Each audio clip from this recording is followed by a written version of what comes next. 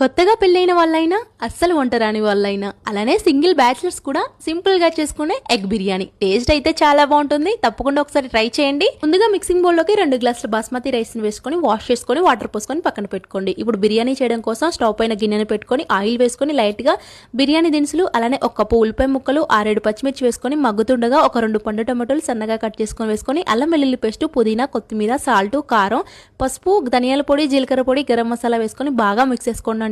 ఇలా బాగా కలుపుకొని మగ్గిన తర్వాత ఇందులోకి 1 కప్పు వరకు పెరుగును కూడా వేసుకొని బాగా మగ్గించుకోండి. ఈ విధంగా బాగా మగ్గిన తర్వాత ఇందులోకి 3 గ్లాసుల వరకు వాటర్ పోసుకోండి. వాటర్ మరుగుతుండగా ముందు ఫ్రై చేసుకున్న ఫ్రైడ్ ఆనియన్స్, అలానే రైస్ ని వేసుకొని ఉడికించుకోండి. నేను ఇక్కడ ముందుగానే ఎగ్స్ ని బాయిల్ చేసుకొని ఫ్రై చేసుకొని పెట్టుకున్నాను.